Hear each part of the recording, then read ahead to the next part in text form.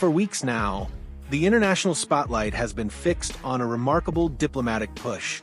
Canada's Prime Minister Mark Carney has just wrapped up one of the most ambitious global tours seen in years, traveling through India, Australia, and Japan, meeting heads of government, securing agreements, and broadening Canada's international partnerships.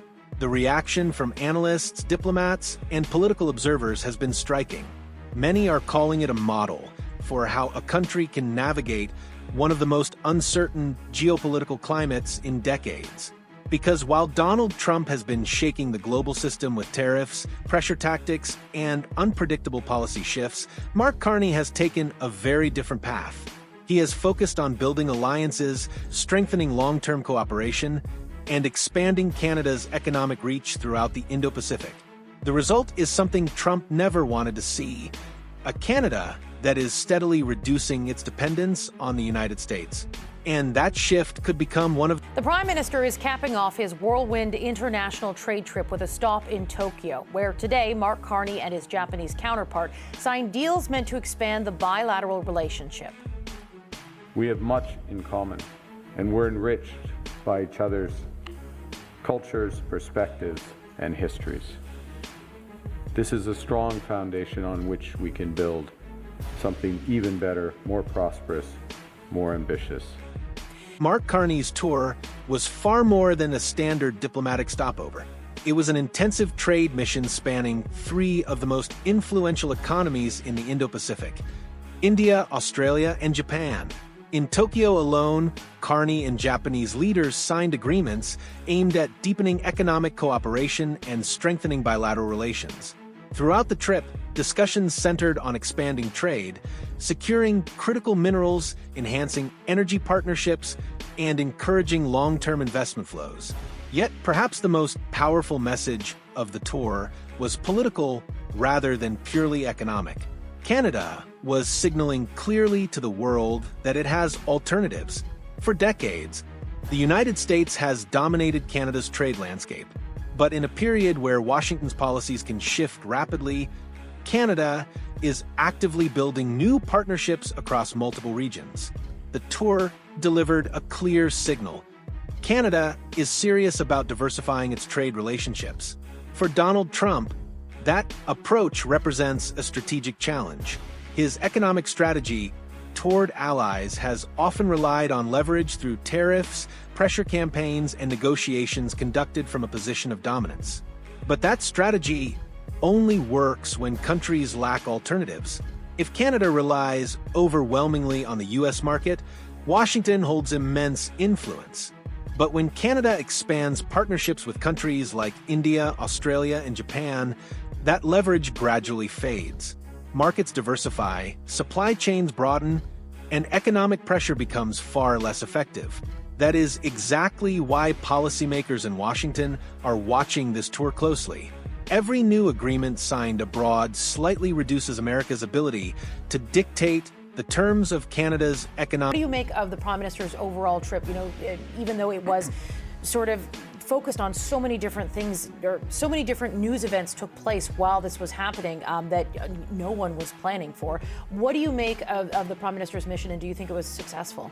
Well, it looks like he's walking the walk, right? Like we've all been talking about all the stuff the announcements he's been making, the Davos speech, but he has to get out there and actually make these deals and get these things going. And if products start shipping and if we are diversifying our trade outside of the U.S., it's going to be a success.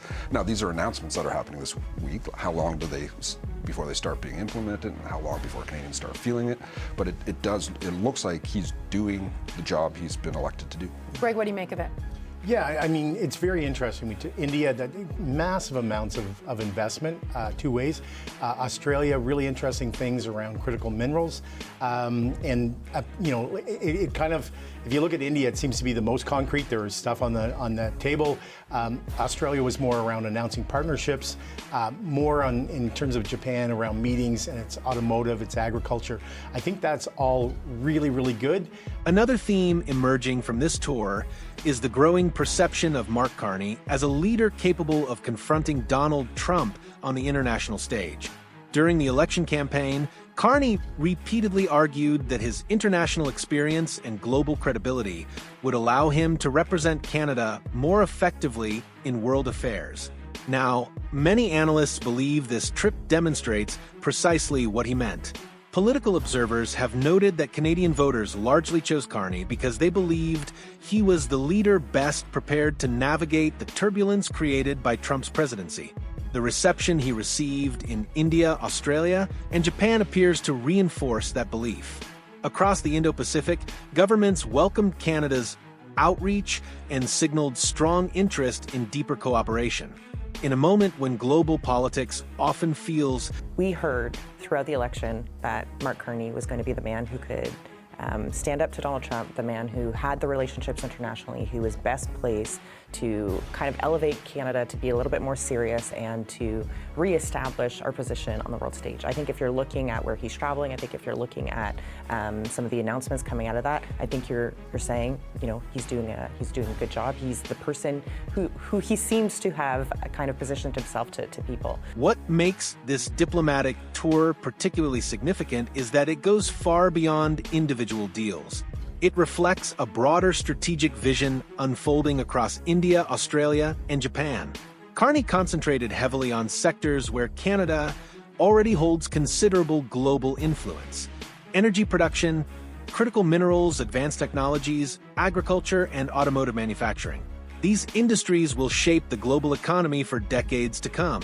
By forging partnerships within these sectors, Canada is placing itself at the heart of emerging supply chains and rapidly expanding markets. That positioning creates something extremely valuable in international politics: leverage. The more economic partners Canada develops, the less vulnerable it becomes to pressure from any single nation. This is exactly how countries maintain autonomy in a competitive global system. When you step back and examine the entire tour, the broader message becomes clear. Mark Carney has completed a diplomatic mission that could reshape Canada's role in the global economy.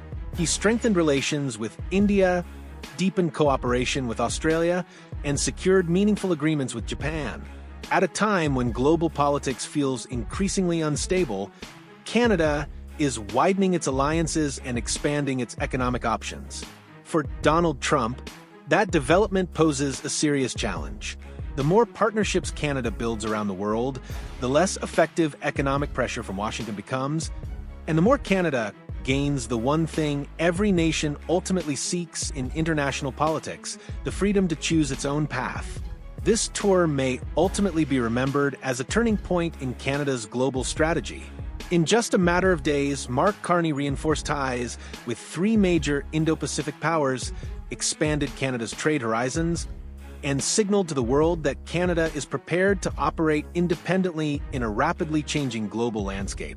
If you want clear analysis of these major geopolitical developments and their impact on Canada's future, be sure to subscribe to Canada Today and turn on notifications so you never miss our next report. And now, I want to hear from you.